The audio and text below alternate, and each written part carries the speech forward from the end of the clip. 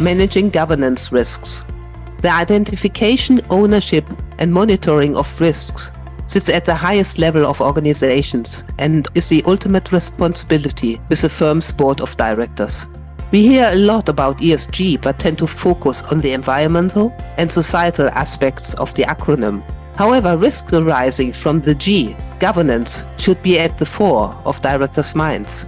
But what do we mean by the term governance risks, and how can it be effectively managed? I'm delighted to talk with Liz Lynxwiler, who is the company secretary at Brightwell Pensions. Welcome to the Better Boards podcast series. I'm Dr. Sabine Dembkowski, founder and managing partner of Better Boards. We make the boards of the most ambitious organizations more effective. Our mission at Better Boards is to contribute to creating better boards. We do this by providing clients with an evidence-based approach for board evaluations and board development programs. We created an innovative digital platform our clients can use as part of their fully facilitated external or for the internal board evaluations. To fulfill our mission, we give a voice to all who care about creating better boards. Liz, thank you so much for contributing to the Better Boards podcast series. Oh, thank you so much for inviting me. We have a topic that deserves so much more attention. Why should boards and governance professionals be so concerned with governance risks? Well, I think because governance risk, it's wrapped up in so many other risks, but I do think it deserves a bit of a spotlight. I think the first step is to define what governance risk means for your organization. In my experience, one of the key governance risks is around decision-making, and they tend to arise when roles and responsibilities in relation to decision-making are unclear. Generally, it comes up when delegations and powers are not sufficiently identified, captured, and defined, and it results in decisions being made by individuals or sort of groups or forums that might not have the right delegations in place, or indeed at all. So why is this an issue? One of the main benefits of a robust governance structure is to ensure that a board maintains sufficient oversight of management and the day-to-day activities of the business. But if you are having individuals or groups acting outside of their powers, then it deprives the board the opportunity to challenge a decision or a course of action. And ultimately, directors are responsible for the business. So if there's a financial, a regulatory, or a legal breach, that oversight is particularly important. For firms that are heavily regulated or listed or a public interest entity, there's that added dimension of compliance. So there's a risk around making sure that the board can meet the expectations of the stakeholders, and whether those are shareholders, regulators, or the government. If individuals are acting outside of their powers, that's going to have an impact on board oversight. And if you think about your Section 172 statement, like how can you as a director be sure that your firm is taking into account the impact on stakeholders if decisions are being made outside of your governance framework? You know, like any risk, the board needs to be sure that the right controls are in place to mitigate the likelihood of any risk crystallizing. And I think for governance professionals in particular, we play a sort of policing role for a lot of risk because we sit at the center of organizations. So we have this unique position to see and hear what's going on throughout the business. And so I believe we act as one of the most important controls around governance risk. Can you give us maybe some, to make it really tangible, some examples of the key governance risks at the moment? I mean, absolutely. Obviously, it depends on the firm, but executive compensation is a really big one at the moment and has been for a number of years. You've seen increased focus in the corporate governance code, for example, on executive compensation. There's been increased reporting requirements and disclosure requirements in financial statements around how you're paying, how you set your pay, what your policy and approach is to remuneration.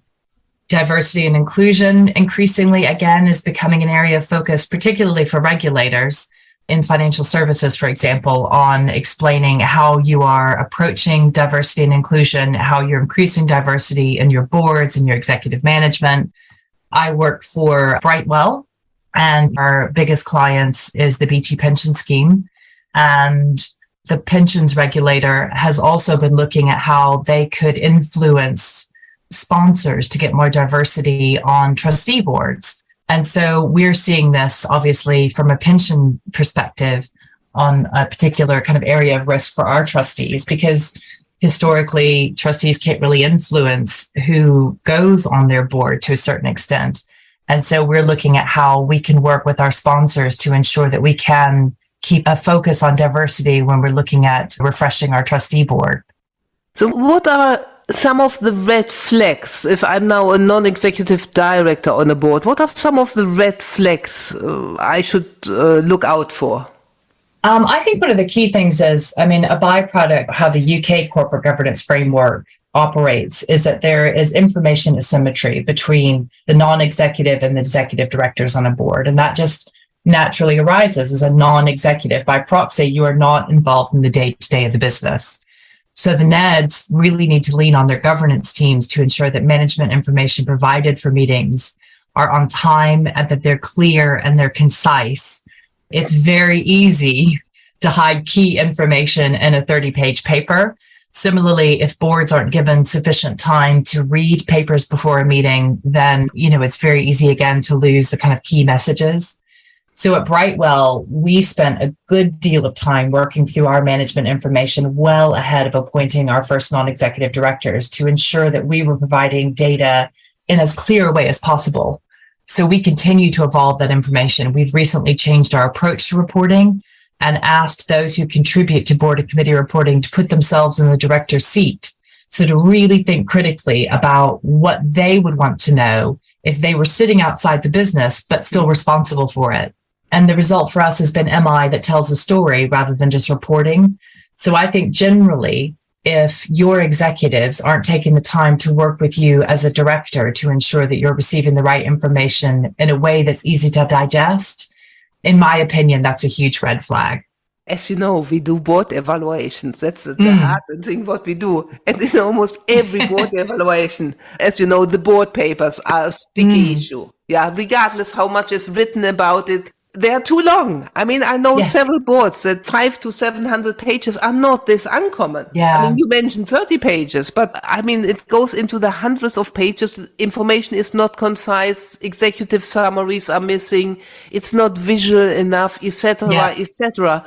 How have you dealt with it? How do you make sure that your board really gets the essence and is really aware of all these governance risks? Yeah, absolutely. And I think it's evolving. So I don't think you can ever really put a line in the sand and say, that's it, we've done it now. I've worked, as you would imagine, with a number of boards over the years. And there is always this tension between the business wanting to tell the board everything and the board just needing to get the information that is relevant and, kind of clear enough for them to challenge and probe. Really simple things like, as you mentioned before, executive summaries, I think are key for papers, because we suggest what we've done is we've done at Brightwell and other places I've worked, but at Brightwell, we've done a huge amount of report writer training, and we start with the executive summary. So we say, think about it this way. If you were in the lift with your director and you had to go from the 10th floor to the ground floor, and they turned to you and they said, I hear you're doing a paper on X, and you've only got sort of a minute or 2 minutes to get those key points across. That's your executive summary. Talk about why this is coming here, what's important about it, what you want to get out of it. By the time you hit the ground floor, the director has a really good feel for what they should be looking for when they're reading your paper. So I think executive summaries are key. And we take time at the end of meetings to get feedback. So Denise, our chair, is very keen on taking time at the end of a meeting to kind of reflect on the meeting itself, but also the management information. Did we get the right information? Was this too much or too little? What would we like to see more of next time or less of next time? So it's never a line in the sand. It's always an evolving kind of process. And every company secretary I speak to and every director I speak to, there's always that challenge around management information and board packs. We have the situation on a board that we have executives, non-executives. How do we divide really the responsibility for the various risks between management and non-executives? So this is an interesting one, I think. In reality, the risks are owned by everyone. Ultimately, as everyone knows, the board is responsible for the risk appetite of the firm and how that links to the strategy. So in terms of the division of responsibilities, Executive management should be monitoring and managing the risks on a regular basis and escalating them as appropriate. For the board, it's more about working with management to determine the appropriate level of risk and probing the executives on how they're managing that on behalf of the board. I think governance risk is absolutely, it's one of those rare risks where I think it's jointly owned between first line and the board, because ultimately governance risk sits with the board and it's up to them to kind of maintain that oversight of what's happening on the ground. I mean, what I see when I evaluate these boards, in the last years, we have seen an increasing number of risks, new risks, sometimes risks they didn't even had on the radar. How do you really make sure now that you capture all these risks? And it's a frequency of risks at the moment and the depth of these risks. I think the starting point is you look at what are your kind of enduring risks. So the risks that remain static, that are always there, and they will obviously vary from firm to firm. And then the second point is to look at your point in time risks. So things that are coming out of the woodwork, perhaps there's a bit of regulation coming down the pipeline that you know is going to impact your firm. So there is a point in time where this is going to crystallize for you and then it'll fade away. And then you've got what we call your sort of emerging risks. So things that are far, far into the horizon, but we could see potentially could be an issue for the firm going forward. So when you translate that to governance risks, what does it mean? Well, there's a bit of regulation coming out of the woodwork. For example, the UK government is doing a consultation on changes to the corporate governance code. So that will potentially be an emerging risk for a number of boards. So they'll need to look at what the potential changes are going to be and the impacts on the firm.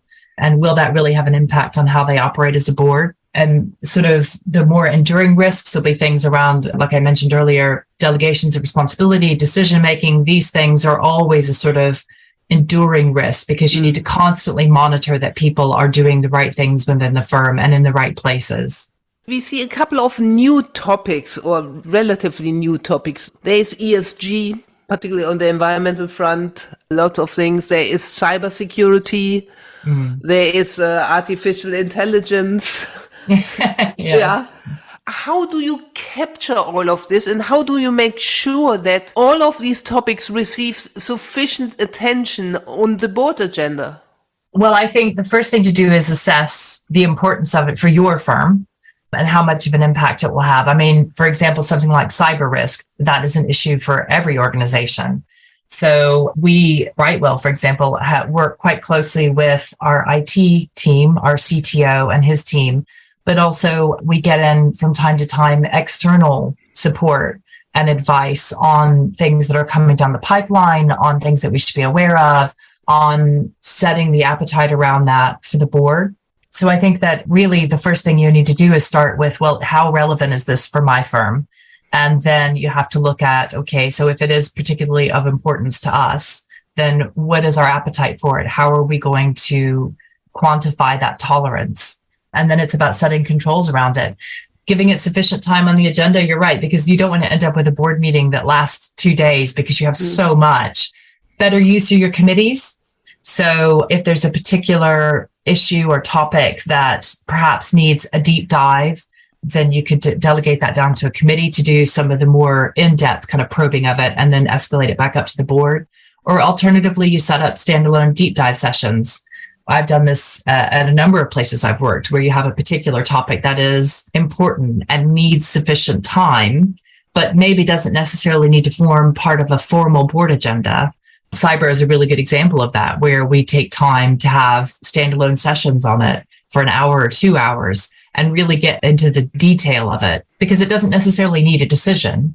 It doesn't need to be formally minuted, but what it does need is sufficient time to go through it in detail. And so we kind of flex our meetings and what we do to meet the topic.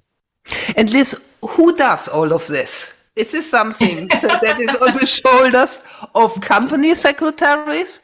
Because that is a big, big ask, because so many topics have to be covered. I sound like an accountant now. It depends. Yes and no. So I think it's our responsibility as governance professionals to monitor what the board needs and to work with the business to make that happen. So absolutely, sometimes there will be topics that we will deliver training on.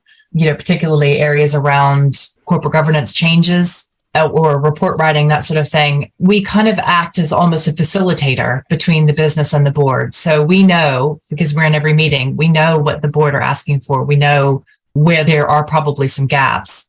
And also we work quite closely with our chair and our board members to get that feedback from them directly. So they will say, we need more on this. And then it is up to the governance professionals to go out, find the time in the diaries, and then work with the business to pull something together that's going to be relevant and pitched at the right level for the NEDs. No, that's helpful. It's a lot of work. That's one of the things that makes this job so exciting, is that interface between the board and the business and kind of greasing the wheels to make it all happen.